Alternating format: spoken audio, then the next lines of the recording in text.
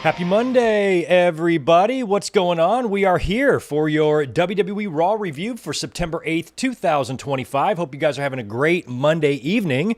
Well, tonight's show left us with a little bit to talk about because we knew we were going to see AJ Lee appearing on her first Monday Night Raw in over 10 years, as she did make her triumphant return to SmackDown. That's all anybody's been talking about all weekend long. So we had a feeling, and we all pretty much saw the writing on the wall here based on what they did at Clash in Paris and Friday night on SmackDown, that at Wrestlepalooza we would in fact get a mixed tag team match between AJ Lee and CM Punk versus Seth Rollins and his wife, Becky Lynch. And that was made official tonight, as was one other tag team match as well for Wrestlepalooza, bringing the match count up to 4 or 5 matches now, I think, for the card. So tonight's show I thought was okay. Please, in the chat, let me know what you thought of the show. Give me your grades, 1 through 10, A, B, C, or D. I'd give tonight's show like a B, B minus. It was okay. It was good, but it wasn't great, but it wasn't bad, you know? And they're setting up Wrestlepalooza, and there was a couple of story beats here on the show that I did find interesting, especially the very ending where Jey Uso super kicks LA Knight. For a brief second, I thought he might be turning heel. This might be a slow process for him. Maybe this is the spark that ignites the heel turn in the future. I don't know. But it's really just still a lot of miscommunication and lack of cohesion between Uso and LA Knight. Looked like they had patched things up sort of tonight, and then Uso hits him with a spear, and that whole situation is a little bit weird. Also, another situation that's a little bit weird is that they were supposed to do, apparently, I didn't know this, but according to Adam Pearce, they were going to do an Io Sky and Stephanie Vaquer contract signing for the championship, for the vacant World Heavyweight Championship, or the Women's World Championship, I should say, at Wrestlepalooza, and Pearce said that Stephanie wasn't able to make it, but offered nothing else. So I don't know if that's a legitimate situation that they're working into a storyline. Hopefully, whatever the deal is there with Stephanie Vaquer, she's okay. If anybody has already dug up a story on that and wants to share it in the chat, please do. I haven't seen anything yet. But hopefully, whatever is going on with Stephanie, all is well. And apparently, the title match for September 20th at Wrestlepalooza is still a go, but we didn't get that contract signing tonight like we were supposed to get for some reason. Also, AJ Styles, off air during the Netflix commercial break, had some really interesting comments on the microphone that doesn't feel like it was a shoot. It feels like it's going to be more storyline, but something's going on there. So there was some interesting things tonight about the show that would prevent me from giving it a bad grade. I can't say, oh, this show sucked. It was a D. It was an F.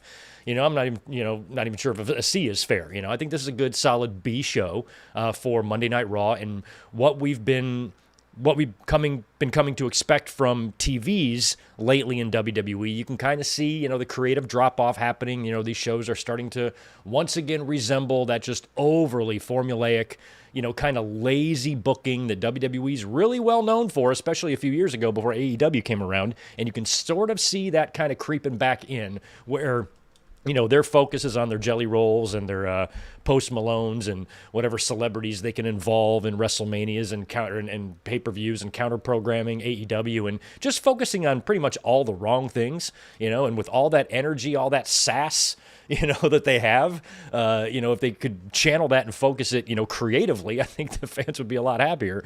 But WWE's got some whack-ass priorities. But still, overall, despite those whack-ass priorities, I didn't think Raw was a terribly bad show tonight by any means. And like I said, it's always great to see AJ Lee back now that she's appeared on Raw and SmackDown. And she was carrying that Intercontinental Championship. I don't know if that's going to lead to an IC title match between her and Becky. If she's going to be the one to take it off of Becky in the future, we will have to see. But overall, things are flowing nicely into Wrestlepalooza. And now we've got a pretty good idea what the card is looking like, although it looks like there's not going to be any World Championship match outside of the women, because Seth Rollins is going to be in the tag and Cody Rhodes isn't going to be on the show at all, it doesn't sound like, unless they do McIntyre and Orton and Cody shows up there. Sounds like they're going to hold off on that for maybe Crown Jewel. And I think they have enough with the Brock and Cena match and the mixed tag, those attractions to go head-to-head with All Out. They might be saving the rest of it. So we will see where all that goes, and this will probably be a pretty quick review tonight. I'm a little tired. I had my blood procedure done today, so I'm a little bit, just tired, which I tend to be on Mondays. So we'll bust out this review pretty quick, and then we will get out of here. I want to thank everyone who was here on Saturday night for Saturday night's Greg event, big 3.5-hour-long podcast where we touched on everything, the AJ Lee return and everything that's been in the news all week long. We hit up all that stuff on Saturday, so if you've not listened or watched that podcast here on YouTube yet, be sure you do, and the MP3 is available on all your favorite podcast sites, so you can listen or watch whatever floats your boat. But as for tonight, we're going to kind of run through Raw. Got a little bit of news, some sad news on Wardlow. Maybe a couple other things we'll talk about, but other than that, it'll just kind of be the Raw review, and then we're going to get up on out of here. But thank you to everyone who was here. Welcome to your Raw review for September 8th, 2025. Do me a favor, smash Mr. Thumbs Up button there. Super chats and memberships and all that jazz are open, and anybody who sends a chat, it will be answered. Looks like Barry's got one for us. Thanks for the 5, bro. They're doing the story of one face thinking the other meant to attack them when it's just an accident with Uso and Knight. It's always dumb. Yeah, that is a very typical type of thing that they do, trying to coexist, be on the same page. There's dissension, and I have complained about that a lot before in the past, where what irks me so much about those type of situations is they lack all logic, because these are pro wrestlers. And you would think that pro wrestlers would understand that in the heat of combat, your partner might bump into you. The fact that they get so butthurt over the littlest, smallest thing, and they've been doing this for decades in pro wrestling. One little tiny miscommunication between team members, and the whole team has to fucking break up. Look what happened at WrestleMania 5, 1989. We're talking 36 years ago. Strike Force, reuniting to take on Tully and Arn, right? Tito flies in. Not you, Tito. Not you, buddy. The other Tito. Tito Santana. Tito flies in to hit Tully or Arn with a flying forearm. They duck. He nails Martel instead. 2 months later, the model is born. So, you literally can't have any dissension or any miscommunication whatsoever. And whenever they do it, they always do it as part of the story. I mean, how often have we seen, one tag team partner clobber the fuck out of the other tag team partner, and he's like, okay, all cool, no problem, things happen, shit happens. I mean, that's very, very rare, where you see miscommunication and it never amounts to anything. Usually there's always a reason for them doing it, and that's with tag team partners. But when baby faces have to team up to fight a common enemy, this is a lot of the same typical type of stuff they do, and it just drives me nuts that Jey Uso would be so angry about LA Knight. Didn't he go back to the back and watch that opening segment? And he thought that LA Knight deliberately pushed Reed into him or whatever the hell happened there. He was just freaking out about it. I'm like, dude, it's wrestling, just go back and watch the tape. You can see what his intentions were. So all that stuff just really lacks logic, but it was the way Uso speared LA Knight. And he was just kind of looking at his brother. I'm like, he's not going to go outside the ring and join Breaker and them, is he? I was like, no, because he's been fighting with them all night. But I wasn't really sure what was going on there. But it's just, baby faces not getting along. Whoop-de-doo, right? Anyway, good to see Zane G in the house. Melissa Hernandez is here. Rodrigo Martinez. Good to see FRGN. Happy to see you, man. Yeah, excited for the mixed tag match as well. What was the last big one we had? I know there was the mixed match challenge. Let's just forget about that. That doesn't count. Ronda and Angle and Triple H and Stephanie, that was a tremendous match. WrestleMania, 35 or 34? 34, I guess, right? And if it's better than that, I will consider a success. I'm trying to think if we've had another major one since then. Because Becky and Seth did team up, but that was prior to that. Or that was after that in 2019. Becky and Seth did some stuff, but I don't even remember something to do with Baron Corbin. So none of that was any good. So hopefully this will be one for the ages. And you have to wonder, both CM Punk and AJ Lee are going to be targeting their opponents' respective championship belts as well. So do you think it's a situation where Seth and Becky win at Wrestlepalooza in order for Punk to be able to beat Rollins or AJ to beat Becky? I think AJ and Punk will probably still win. And I think AJ will beat Becky for the IC title, but I don't think Punk will beat Seth for the title. That might happen. I don't know when that's going to happen. I have no idea what the hell they're doing here. But I feel like it's not a guarantee that AJ and Punk win at Wrestlepalooza. They very well could lose. But, if those WWE Unreal shows and the glimpse that we get into the writer's room are any indication, Punk and AJ will go over here because Triple H wants to put Punk over in every single scenario. So, I feel like the odds are in their favor. And plus, AJ Lee losing her first match, you don't want that to happen. You don't want that to happen either. So it'll probably be like AJ pinning Becky. That'll probably be the finish at Wrestlepalooza. What's up, Ajax Johnson? The new one. AJ Lee made grown-ass men skip all weekend long, including yourself. Yeah, including me, too. I was singing her song at work on Friday night because I wasn't home. I was at work, and I was watching my phone, and I saw her return, and the whole staff was like, what are we lighting up, Greg? What are we lighting up? What are you talking about? They just kept asking me that. I'm like, you wouldn't understand. You wouldn't understand. David Brown, happy to see you, man. Nick Musser, good to see you too. Michael Games is in the house. So is the Juliet. Happy birthday to Wendy Richter, turning 65 years old today.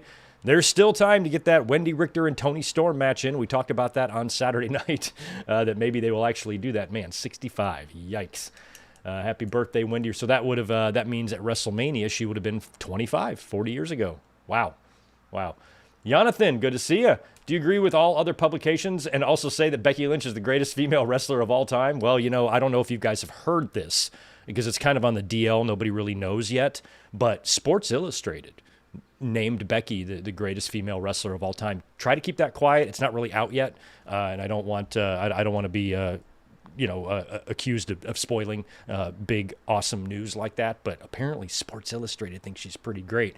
Do I think she's the greatest female wrestler of all time? I don't know. Her story hasn't been done being told yet. There's a lot of other women around her right now that I like as much as her. So it just depends. But I wouldn't say that she's the greatest female wrestler of all time. No. But she's up there, and I like Becky a lot. But I don't even know who I'd put the greatest female wrestler of all time. Becky Lynch isn't even the greatest female wrestler currently in the biz. That's Toni Storm. So she's far and away number one, and number two is debatable. I think number two would probably be Io Sky. I'd go Toni, and then I'd go Io, and then maybe Becky after that. But shit. Women's wrestling is healthy right now, and that's a positive thing. T85, good to see you. Sonic Plays is in the house as well as Ricky Zalvadar. Happy to see you, man. Who else we got?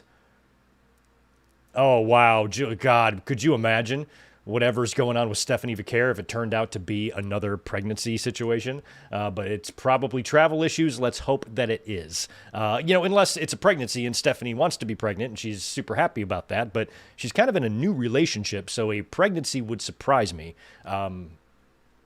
But you never know. As long as she's happy, I'm happy. But let's hope that nothing is wrong with her and there's not more to this than meets the eye and it's not worse. Hopefully everything's fine. Shell Shock, good to see you in here as well. And anybody, James Krause, anybody else chiming in, good to see you. Yeah, AJ Lee tonight was very, very comfortable on the microphone. I thought that was great. She really didn't seem like she missed a beat, like she had been doing this for the last 10 years, and it was kind of cool to hear her speak. And like she didn't even seem like overly nervous or anything out there. I always appreciate that I've mentioned this lots of times over the years, like when somebody debuts or they come up from NXT or they're newer, or maybe even a return after a long time off. If I ever see like total control and total comfort out there in front of the camera and in front of all those people, like nothing's wrong, like it's no big whoop, I always compliment them for that because, you got to think that a lot of things are going through their heads. I remember Kevin Owens was a good example of that. I was so impressed, when he came up, in 2015, 10 years ago now as well, and came up to the main roster after that NXT run and all those years in Ring of Honor.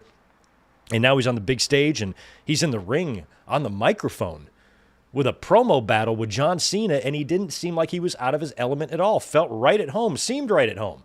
Spoke like a veteran, didn't seem like he didn't have to write his shit on his hands, wasn't forgetting his lines, didn't seem flustered or worried or nervous or agitated or anything like that. He was on top of it, knew his job, went out and did his job. And I always appreciate that. And AJ was a lot like that tonight on the microphone. I thought she did splendidly. Daniel Berry Sports, also good to see you, and happy Monday to everyone. I'm not even watching this game. What is it, 27-17? Who is it? Vikings and who? I don't even know who the fuck's playing. No idea. I watched a little bit of football yesterday. The Lions lost. and they got spanked, and so I'm like, I don't give a shit about football. I'm just gonna watch it with one eye open like I do every single year. The other night I was thinking about getting the Red Zone channel. Like, no, I'm not gonna watch it. So I don't give a shit. All right. Well, before we get into Monday Night Raw, let's mention some sad news here. Apparently, Wardlow has been injured again.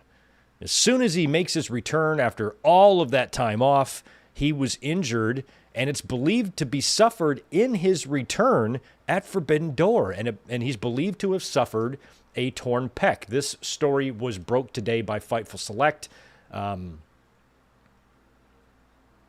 didn't have the entire article pulled up because that was pretty much the gist of it, but I did want to see in the report if there was anything else specific they mentioned in there about Mr. Wardlow.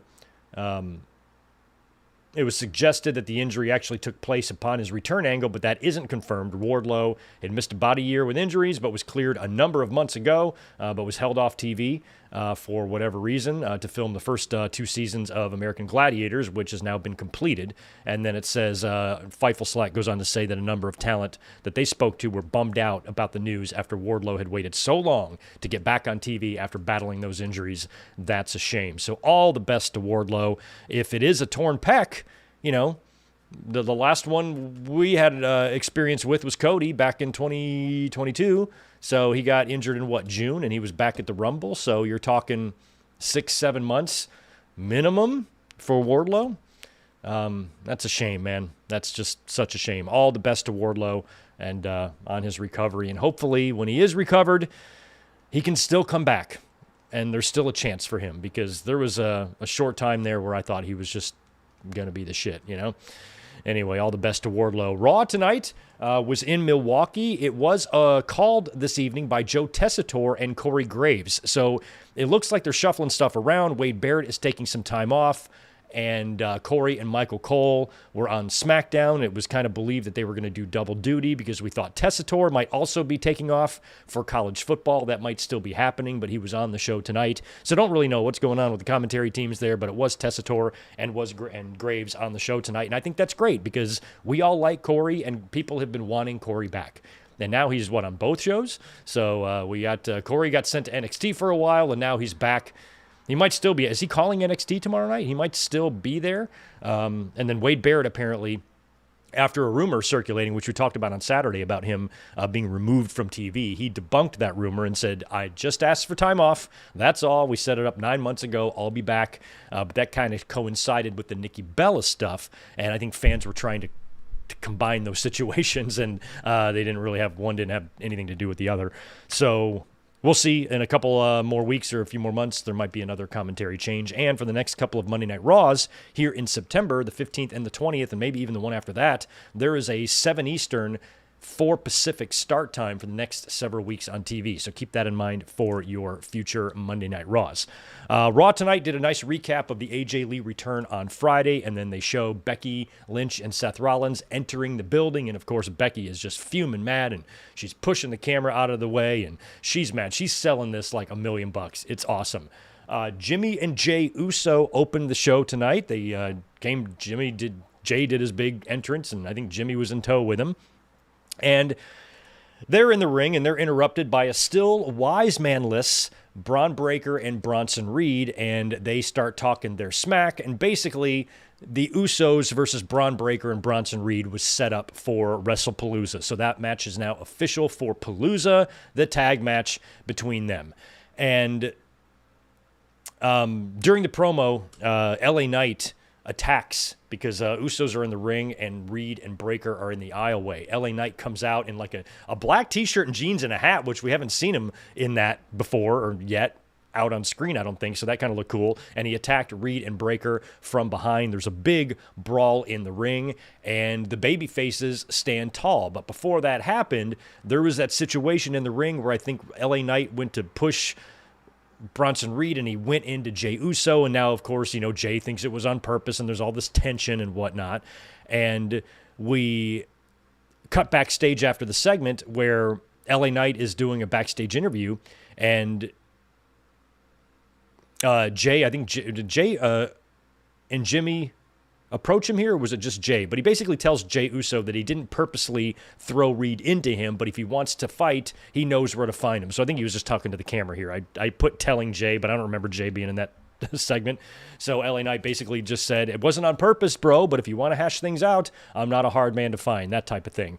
And then he said he went on to ask Adam Pearce, or he said that he went on to ask Adam Pearce to give him one of the Brawns, give him Braun Breaker or Bronson Reed. He doesn't care. He just wants one of them, and Adam Pearce would book LA Knight versus Bronson Reed in the main event. So that would be our main event coming up later on in the evening. This was the interesting match here that I mentioned a minute ago. AJ Styles was one-on-one with El Grande Americano. El Grande, of course, cost him the Intercontinental Championship last week in that match with Dominic, hitting him with the loaded mask again. So now it's a one-on-one match. So AJ makes his entrance, but then we go to a Netflix commercial. But during the commercial break, AJ gets on the mic, and he starts alluding to, this is completely out of the blue, but starts saying stuff like, I've got nobody to watch my back anymore. Gallows and Anderson are gone, and Michin is on SmackDown. And it's almost as if somebody doesn't want me here. And I assume he's talking about Triple H. So I wonder what this is going to mean. You know, there's no way this was a shoot. There's no way AJ went out there and pipe bombed, WWE when he's just so close to retiring here. And even re-upped with the company a while back. And that seems really weird that would be a legit, shoot or whatever. But it's obviously for storyline purposes. It might just be his character's frustration bubbling over that he can't, with the Intercontinental title and this El Grande shit, and he's going to start blaming, management or, the powers that be, if you will, for his shortcomings. But when he's dropping names like Gallows and Anderson and talking about someone doesn't want him here, you got to assume he's meaning Triple H. But what is that going to mean for story? What does that mean? What are they going to do there? Like, what does it lead to? Is it going to lead to him getting his guys back in the company, or is it leading to this turning into his farewell storyline? Is Triple H going to turn back into an evil promoter and he's going to do everything he can to retire AJ Styles? Like, remember Vince and Ric Flair? Remember, it was Vince McMahon, right, that told Ric Flair in the ring on that episode of Raw or wherever the hell it was, the next match you lose will be your last. So it was Vince McMahon that made that stipulation. Maybe they're going to do something similar with AJ Styles and Triple H, where Triple H says the next match you lose, you're going to retire. But, then you've got Triple H doing that, and what's his motivation for doing that? Unless he's turning heel and becoming a heel on-air personality, which we don't need that, not with Pierce and Aldis around. So I don't really know where any of that is going to wind up leading and what the hell AJ was talking about and why he's all of a sudden, so upset about Gallows and Anderson, who were in the company, then gone, then back, and gone again. So, excuse me, he's clearly irritated about that, and he kind of voiced that displeasure. So we'll see if anything comes of that, and what kind of situation that's gonna make for AJ Styles, and if it is some sort of career-ending angle for him, or if I'm reading way too much into it and it doesn't mean anything at all. Let me know what y'all think.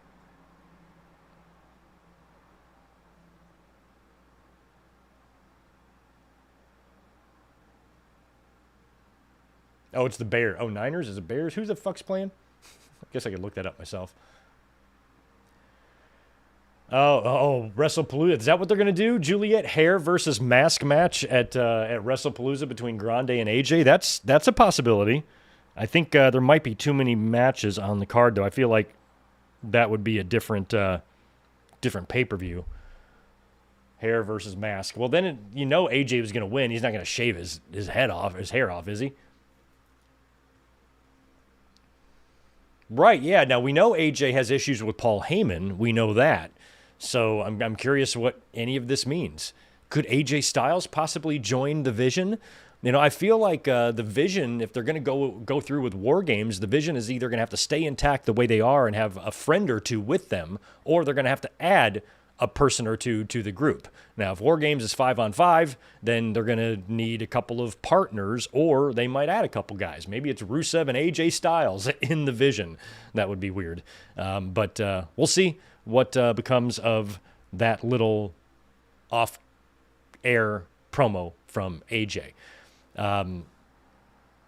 Match was okay here. Styles clash for the win. AJ Styles, this wasn't a hard match to predict, especially after AJ lost last week to Dominic. He's definitely going to get his revenge on El Grande here. He did. Styles clash for the win, and we will see what comes of AJ Styles and whatever he might be doing here, because we talked about him on Saturday and his contract situation. Fightful Select had an update on his contract that apparently is up in the neighborhood of February of 2026, which would make it expire prior to WrestleMania. So if he wants to sign a short extension to get him through WrestleMania and to the other side, and they're maybe going to have a retirement match for him at WrestleMania, it doesn't have to be the main event. Flair wasn't the main event. You can totally do a nice retirement match for AJ at WrestleMania on either one of the nights, and it would be beautiful. Maybe this is the beginning of that. Maybe. I don't know. We will see. But it was definitely kind of head-scratching. It makes you wonder what the hell is going on there.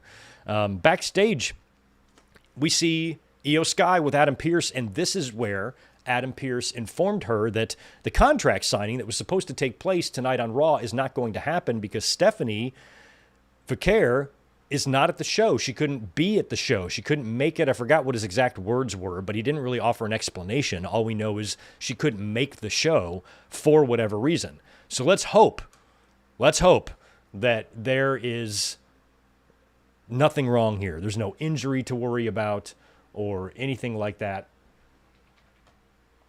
I don't know. I'm kind of scrolling around here to see if there's any update on Stephanie at all. If anybody's seen anything on Stephanie or why she might be missing or why she missed tonight's Raw, let me know. Apparently the match for Wrestlepalooza is still on. So I feel like if it was just some sort of a minor injury, they could still have her on TV unless in the contract signing they had planned for the women to get physical. And so they just, and Stephanie was backstage the whole time. They just said she couldn't make the show, or if she legitimately was not at the show at all for whatever reason. Let's just hope it's not an injury. Let's hope she's okay. Juliet mentioned maybe she's it's another pregnancy, which would be crazy. She just got there. So we'll see what the deal is with Stephanie, and hopefully everything's okay, because I would hate to lose that match. We already lost the women's match at Clash in Paris, and now you're going to lose it again here, potentially at Wrestlepalooza. But apparently, so far, the match is still on. So we will see.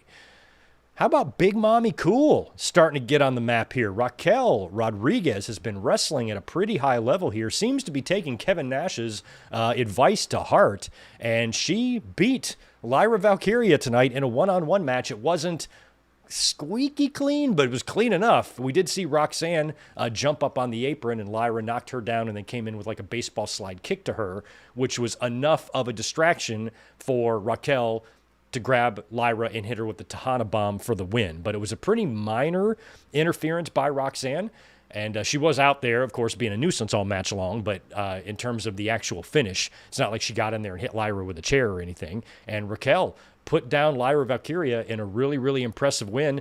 And there was a really impressive spot, too, where Raquel was sitting on the top rope, and then, I forgot what it was now. Like, Lyra was hanging off of her somehow. I think Lyra went in for, like, a sunset flip, but Raquel's hanging onto the ropes, and then Lyra almost, like, skins the cat back up Raquel. It was just really cool looking, like the strength of both of those women. But in the end, it was Raquel getting the win. I really, really like that because Raquel's awesome. She seems to really be doing better. She looks great. Remember a year or so ago, whatever it was, she was off TV because she had that skin condition. And that was really unfortunate because I really think that was hard for her. And I remember her posting a couple social media videos where she just felt like things were hopeless. I don't know what I got to do. What do I have to do? This won't go away. It's such a pain in the ass, and she looks great. And I'm so happy to see her kind of back 100% and also wrestling at a high level and upping her stock in the Judgment Day. So good for Raquel. Big win over the former Intercontinental Champion, Lyra Valkyria.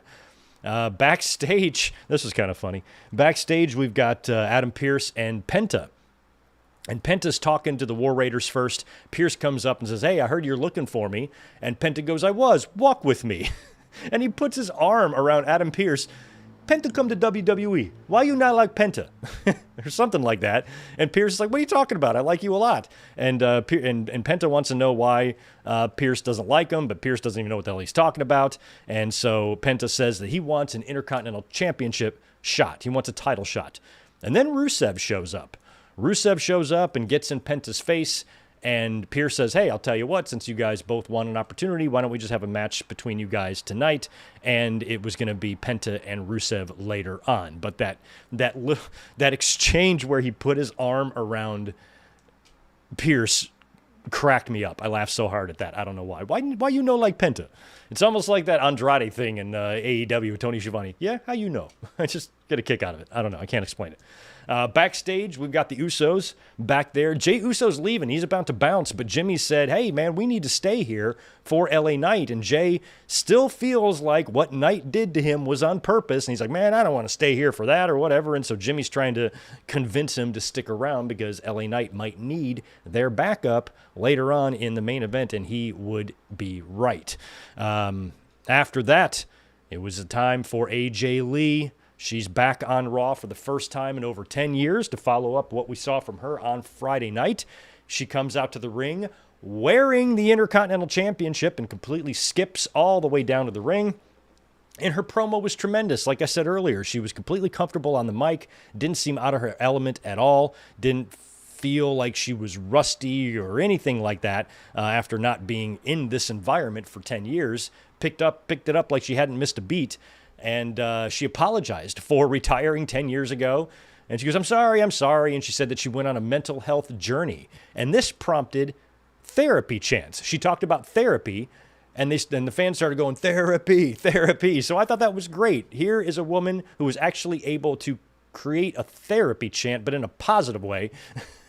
And that's just tremendous. And hopefully it inspires some young, depressed, guy or gal out there to talk to someone, because AJ Lee's a role model to a lot of Gen Zers or whatever they are. Anyway, AJ was tremendous. I loved hearing her speak about her time off and her mental health journey and everything she's been doing since she's been gone. Of course, you knew we were going to see Becky Lynch come out there. She did. She's wearing all red. She's got those whack-ass glasses on. And of course, she's got to throw out the Sports Illustrated. I'm the greatest female wrestler in the world. Not just me says it, not just me, but Sports Illustrated says it. So every single promo now, she's got to get that in. It's become kind of a joke now, which is pretty funny. So it's always fun to hear her mention the Sports Illustrated list or article or whatever the hell it was that named her as the greatest woman ever. I don't even know. I don't know. I never even read that. So she talks about it every day. I never even saw the fucking article. But Becky is extremely flustered and extremely frustrated, even takes her glasses off at one point to reveal a shiner, a black eye, that apparently is from that big hand-licking slap that AJ delivered to her on Friday night. And Becky even says that she's going to need therapy to get through all this because she's so damn pissed off. So when she reveals her black eye, AJ goes, oh, was that me and my little fists of fury? That was pretty funny. Becky Lynch then, of course, brings out Seth Rollins, who goes all the way to the ring because Becky wants her belt back, but AJ's like, come on and get it. But Becky's too chicken shit to get it. So Seth comes out instead, and he goes for the belt, but AJ just basically stands in the way of the belt and stands in his way and just gets in his face. And Seth isn't going to hit her either, even though he's a heel, but he's unable to retrieve the belt. So AJ says that Becky can have her belt back if they agree, her and her husband agree to a mixed tag team match at Wrestlepalooza. So there you go. You knew that that was the match we were going to get, and that was probably going to be set up on Raw. So Seth tries to get the title without agreeing to the match, but AJ won't let him. CM Punk then comes out as he sees Seth maybe getting a little bit too close to AJ Lee, and he runs out to the ring, grabs Seth from behind, picks him up in the GTS, but Seth escapes underneath the rope, and Seth gets on the mic, frustrated that he couldn't get the belt back, and furiously accepts the challenge for Wrestlepalooza. So that match is now set. AJ Lee and CM Punk versus Becky Lynch and Seth Rollins in a mixed tag team match at Wrestlepalooza. And I think there are a lot of there's a lot of potential for that match. I really hope that can be fun in the same way that Kurt Angle and Ronda Rousey versus Triple H and Stephanie was fun. That match was my favorite match on that WrestleMania that year, and I hope that something like that can be replicated and these four can go out and have fun. Now, help me out in the chat. Is this the first husband and wife versus husband and wife? I know we've had mixed tags. I know husbands and wives have teamed up because Becky and Seth have teamed up before. Has a husband and wife ever faced a husband and wife? Like Miz and Maurice and John Cena and Nikki Bella, that doesn't count, right? It's close. It's close. They're almost there, but that doesn't count. Kurt Angle and Ronda Rousey weren't married.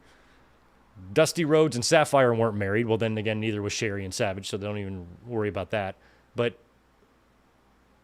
is this the first one ever? Is this the first ever husband-wife versus husband-wife? I feel like it is. Because I can't think of...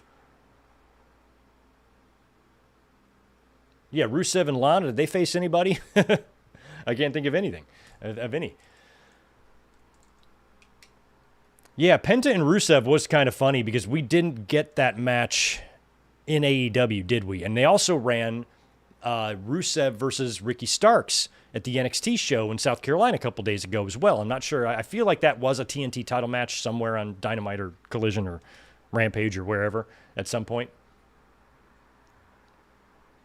Kevin, thank you for the 5. Do you think Paige will return soon? Now that AJ is back, would make a nice reunion, in my opinion. Hi, Tito. Is Tito around? Oh, no, Tito's right here. He's sleeping right next to me. I have this storage bin under my desk, and he's sleeping on top of it. And now I can pet him. He's right here. I've been thinking about Paige a lot. She was really marking out for AJ Lee's return. She was very vocal on social media about how happy she was to see her back. And that would be, I wouldn't be surprised to see Paige back in WWE. It all depends on her health too. You know, if she's going to be let back in the company, but you know, if they're going to bench her, you know, if she's got the neck issues, you know, I don't know. But Paige coming back in the ring with AJ, that would be tremendous. It was funny how somebody put before Friday, the last time we saw AJ Lee in a WWE ring, it was Zelina Vega. It was Zelina Vega when they were filming the movie, the Fighting With My Family movie in L.A., and they had to film the wrestling match scene between Paige and AJ, and the what's her name, the actress that played Paige, and then Zelina Vega played AJ Lee. And that's the last time we heard AJ Lee's like theme song was when Zelina Vega came out to it, which is just funny. You know, I thought about it, something else funny, fun fact today. You ever seen the movie The Wedding Singer? I was reading something about it today, and then I wanted to look up one of the cast members' names because I couldn't remember. And as I'm looking up the cast members, Adam Sandler's last name was Hart, and Drew Barrymore's first name in that movie is Julia. And in the end, they get married, and her name is Julia Hart. I just thought that was kind of cool. Anyway, thought I'd share that little tidbit. And I was like, what the fuck is this actor's name? I was the guy, the star, the lead role in Grandma's Boy, that guy that's in all those Sandler movies. I couldn't remember his name, so as I'm looking it up, I see that, and I was like, oh yeah, Julia Hart. That's kind of cool. Only took me a couple years to realize that. After the AJ Lee segment, we got another one of those weird, creepy-ass Bayley vignettes. So Bayley is... she's feeling remorse about the situation with Lyra, but she's starting to like hear voices in her head, and she's starting to crack, and she's kind of doing some crazy stuff, and she vows to make it right. So just more craziness here. I don't really know what they're going for. I don't know if this is going to be a split personality or if this is a completely different character direction for Bayley. If she's going to come back like a little bit unstable, a little bit of a mad woman. I don't know. Don't know yet. It's hard to really tell, but I'm happy that they're doing something with her. I'm happy that they're using her missing Mania and SummerSlam and putting that into kind of her breakdown, which appears to be what she's having here. So whenever this makes it to inside the ring, it'll be interesting to see what this all means and if she's going to be going for... she's going to be like Firefly Funhouse type of shit where she's going to be Hugger Bayley, like Bray was Firefly Funhouse, but then she's going to be like a fiend version of herself. Maybe that's what they're doing. I don't know. Up next was that Rusev and Penta match that we got. This was pretty fun. Xavier Woods and, of course, Kofi Kingston, they are still being obnoxious since their tag team championship loss. They held a big, funeral for him for the titles last week or something. Woods shows up with that goofy-ass hat to try to interfere. He gets kicked in the face from Penta, and that allows Rusev to come in and hit the Machka kick for the win. So Rusev downs Penta, but he had a little bit of help from Xavier Woods. Where did we see Dragon Lee tonight? Where was he? Did I forget him? Did I forget to mention him? Did he come out after the AJ match? That might have been it. I don't remember. I feel like we saw Dragon Lee somewhere tonight, but I don't have him anywhere in my notes. Must have forgot. Up next is Asuka versus Nikki. Now, this was also set up backstage. I swear I wrote this down. Can I not find it? Asuka and Nikki Bella was set up backstage. I'm trying to find where I wrote that down. Yeah, that was during the contract signing thing when Adam Pearce informed Io Sky that Stephanie Vaquer couldn't make it and that the contract signing was canceled. Nikki Bella showed up to play nice with Io Sky, but then Asuka and Kairi Sane interrupted and told her to stay away from Io Sky. This set up the one-on-one match for later on. So Penta and Pearce and Asuka and Nikki was set up kind of on the fly tonight. Asuka lock for the win. Thank God. I was a little worried. I'm like, man, if they do some sort of distraction roll-up or quick pin here from Nikki Bella, I'm going to be bummed out. I don't want Nikki beating Asuka. Luckily, she didn't. Granted, Kairi Sane was out there. Asuka even used her as a human shield at one point in the match. But Asuka was able to get the win over Nikki, thank God, and tapped her out with the Asuka lock. And then backstage, Nikki is backstage after the loss, and she's approached by the woman who beat her, Asuka and Kairi Sane. They get in her face, and then Rhea Ripley shows up. We got a problem here. She kind of steps up to have Nikki's back. So I don't know if we're going to get a match here. This might be a tag team match next week. Nikki and Rhea versus the Kabukis. That sounds like a match for next week's Raw, if I were to guess. And then finally, in the main event, it's LA Knight versus Bronson Reed. We knew we were going to get all sorts of interference in this because Braun Breaker's out there at ringside, and he was involved in this heavily. And, of course, as we figured he would be, he was involved in the finish as well. We've got a BFT attempt on Bronson Reed. He shoves LA Knight into the ropes. Breaker is on the apron. He hits Breaker off. That allows Reed to pick up Knight and hit him with the Jagged Edge driver, Death Valley driver for the win there. And then, of course, we get the big post-match beatdown, and this was something that you could see coming in the opening segment. This is what I don't like about WWE Creative, is that it's just mind-numbingly predictable. Like, you knew this, that we were going to have the match, and then you'd have the finish, then you'd have the beatdown, and then you have the Usos music hit. Like, that's what was going to happen here. So, sure enough, post-match beatdown on LA Knight. Jimmy Uso runs in. He immediately gets speared by Braun Breaker. Now they're both getting their asses kicked, so you know it's going to be Jey Uso. Even though Jey said he was leaving, we knew he wasn't leaving. And then out comes Jey Uso. He comes in and tries to help out, but also winds up eating a spear. So he goes down. So both Usos try to come in and help LA Knight, and they both get taken out. Finally, LA Knight recovers. He now has a steel chair. He comes back in the ring and runs everybody off. And he goes over to Jey Uso and he goes, we're straight now. Like, we're straight now. Like, I saved you. Like, everything should be fine. I didn't mean to do it. And goes over to start talking to Jimmy. And as he's talking to Jimmy, Jey Uso gets up and comes in and spears him and takes him out. Heard some boos from the crowd there. So this is just that typical thing that we talked about earlier. You know, baby faces struggling to get along, struggling to coexist, struggling to stay on the same page, all that bullshit. And I just think it's really silly when there's a miscommunication that the wrestlers' characters don't understand that sometimes in the heat of battle, you're going to accidentally bump into someone. The fact that they have such a short fuse with that stuff. They'll put up with anything else, But man, you accidentally bump your tag team partner or bump your partner. There's like zero trust whatsoever. And I understand in wrestling DTA, right? But at the same time, you have to be able to understand and be able to watch a replay and say, okay, he didn't mean to do that. You know, just common fucking sense. And it just feels like every time there's a situation like this, it lacks common sense because Jay's character comes off stupid. Like if he's this dumb to think that all of this was done on purpose and LA Knight is, you know, secretly trying to fuck with him or whatever like that, just pay attention to what's going on. That's not what's happening. You know, if it was, you would be able to see that. He's just jumping to his own conclusions and they're not thinking anything through. And every fucking babyface does this. Dusty Rhodes turned babyface in a scenario exactly like this.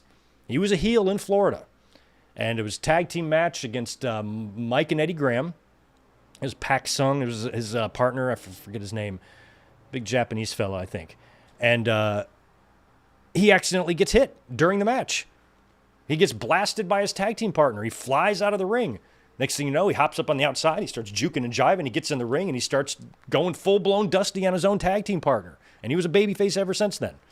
And it's so old, this trope, you know? So they just keep doing it. They keep doing it.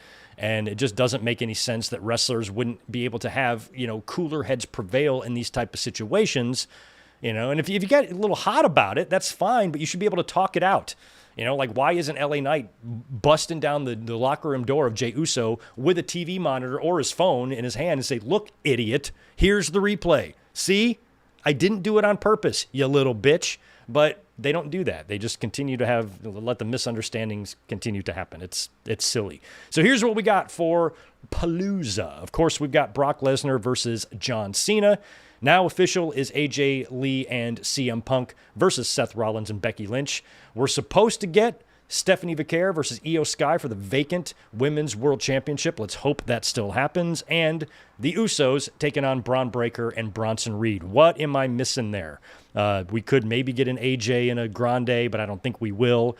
I don't think Roman's going to be on the show. I don't think we're going to get Cody and McIntyre either unless we get Orton and McIntyre first and Cody shows up there. But it feels like there's room for one more match. What am I missing? What's going on SmackDown with the U.S. title? Sammy just faced Cena. I feel like the only other SmackDown match we might get would be something involving Drew McIntyre or Randy Orton, you know? Maybe we can get one more Randy Orton and Brock Lesnar match one more time, and Randy Orton can actually beat him this time. That might be nice. You think Jay is turning heel? You think they would do that with that reaction that he's getting? Still, I think you can turn Jey Uso heel, but I don't know if tonight. I did have that thought though, Michael, like, oh man, he might be turning heel, but I don't know. WWE still might want to maximize those merch. You know, he's still selling a fuck ton of merch. You know, he's still got the crowd, you know, yeeting and going crazy and that forced little encore thing they do for him every time. Sometimes I feel like, you know, Triple H isn't ready to give up on things that quickly, but Jey Uso going heel in the future, sure. You know, but right now we're hearing more boos for Cody Rhodes and even Sami Zayn, as we saw on Friday night, than we have Jey Uso. So we will see.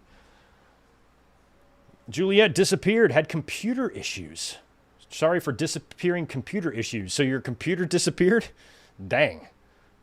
Glad it turned back up. Yeah, that's right. Dragon Lee appeared during AJ's match. Was he there to help out against Xavier Woods? I only had one eye on that match. I thought it was AJ. Or no, that wasn't Xavier Woods. That was, my God, I'm lost. What the fuck am I talking about here? Oh, yeah, AJ and Grande. Oh, yeah, Xavier Woods interfered in Rusev and Penta. I was getting those matches confused. That's right. Dragon Lee came out during AJ Styles and Grande. Thank you for that. Because I only wrote down the finish of that match, Styles Clash for the win. But I did see AJ Styles and Dragon Lee backstage where AJ was kind of thanking him, and I think I just missed that. So thank you for that. All right, let's knock out a couple of these super chats that were coming in. Let me get refreshed here so I can read them all. Oh, I can't. I'm stuck. Come on. There we go. You know what? I'm going to have to go into the master list because the stupid chat is not working. Let's just go over here. There we go. Now I can see them.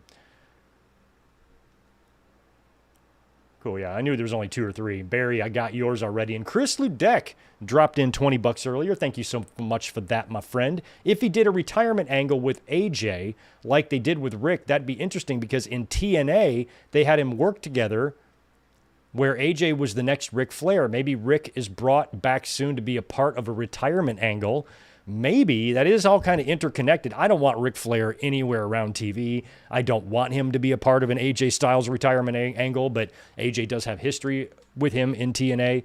I think somebody mentioned on Saturday night during the podcast that could AJ Styles' final match be in TNA? I don't think WWE would give them that. They're just not going to do that. They wouldn't even let him wrestle when he made the appearance at Slammiversary.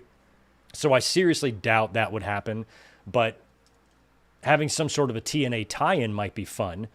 And if they are doing something where the powers that be or management or Triple H or whoever doesn't want AJ there, maybe AJ feels like he can go somewhere else and finish out his last few months and he makes a short return to TNA. Maybe this is an angle that's going to lead to him getting a TNA match. Maybe it's something he's predicted to Triple H. Because think about it. If you're set to retire, look, I'm hanging up my boots in 6 months or after WrestleMania or in February or whatever it is. And he went to management and say, hey, look, it would mean a lot to me if I could work at least one of my final matches in TNA. Maybe we can book it on one of their pay-per-views and help them set their new attendance record. 2 birds, right? It would be important to me, as a 25-year veteran for you or more, however long he's been wrestling, for you to let me do that. What would be WWE's reason for not letting him do that? It's not like they have an investment to protect because he's retiring. Oh, we can't let you do that and risk you getting injured and then you're out for a year. He's retiring. Like, what's the difference? If this is something that he's personally requested and he's retiring, I feel like it would just be really shitty for them to deny a retiring man's requests like that, especially if he's not really asking for anything that crazy. Hey, let me just work a match in TNA. Doesn't have to be my last match. Just let me work one with somebody. Like, they can put it on one of their pay-per-views. They can sell 10,000 tickets and everybody wins. And if WWE says, no, sorry, we can't let you do that, that would just be really fucking stupid.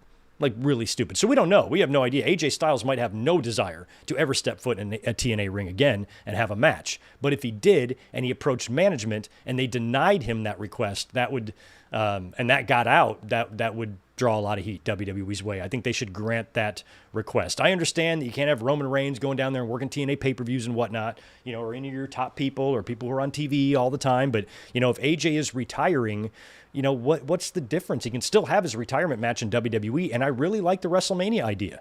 Like, if his contract is up in February of 2026, I hope he signs a 2-month extension. Like, let's get the ball rolling now. Maybe they planted the seed tonight on Raw to start working into what will be his retirement angle that will really kick up in the beginning of the year after John Cena has his retirement. Brett and Shawn retired, kind of shortly after each other. Or, I guess Brett came back. But when Brett came back, Shawn immediately retired. So maybe once Cena goes, AJ will say, okay, now I will go. And he can have his last match at WrestleMania, unlike Cena, who's going to be in Boston on Saturday night's main event on Peacock. AJ can do it at WrestleMania on ESPN and have a big match against somebody. I don't know who it would be. It can't be Cena because he's already going to be retired. But we will see. Maybe I'm reading too much into it, but at some point, AJ Styles is going to have to retire, and I would like for him to have a send-off. It's up to him what he wants to do. Whatever he wants to do with his career is fine, but if it was up to me as a fan, I would like to see him have a send-off. Some guys don't like to do that because in case they want to come back. Maybe he's just going to be semi-retired, or maybe just work a match here or there, or say, hey, I'm definitely need to retire, but I still feel like I can physically go. Why don't I sign a 4-match per year deal with the company and come in for special occasions and work? Maybe he wants to do that. But if he is going to actually hang the boots up for good, I would love to see him have a retirement angle or a retirement story.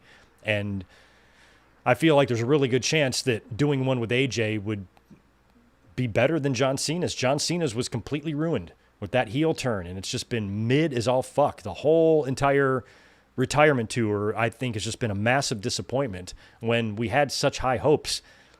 If you would have asked me the night of Elimination Chamber if this whole thing would be a complete disaster, I'd have called you a liar. I'm like, there's no way. This is one of the greatest heel turns we've ever seen. With him and The Rock in cahoots, I can't wait to see where they go from here. Well, we saw where they went from there, and it wasn't good. So, maybe AJ, maybe the fans can get a second chance with this AJ one. Maybe we can satisfy some of those retirement cravings that we didn't end up getting with Cena. Even though Cena's retirement's going to be very special, very emotional and all that, maybe some of the things that we're lacking we will get in the AJ Styles retirement, hopefully. Kevin has got 5. Oh, yeah, I already answered that about Paige. And yes, I think Paige could very well come back to the company at some point. I do. All right. Let me get back to the chat here and put this in. Yeah, not much else to talk about. Jim Ross did ink a new 1-year extension, I believe, with AEW, so there was talk of him as well maybe going back to WWE, but he's not going anywhere. He's sticking around AEW, at least for another year. I don't know if Tiffany is set to be at Palooza or not. Tiffany Stratton, I think, is facing Cargill, but maybe on SmackDown. I'm not sure what's going on there. So I don't know what Tiffany is going to do. See that outfit she had on Friday? Oh, my God.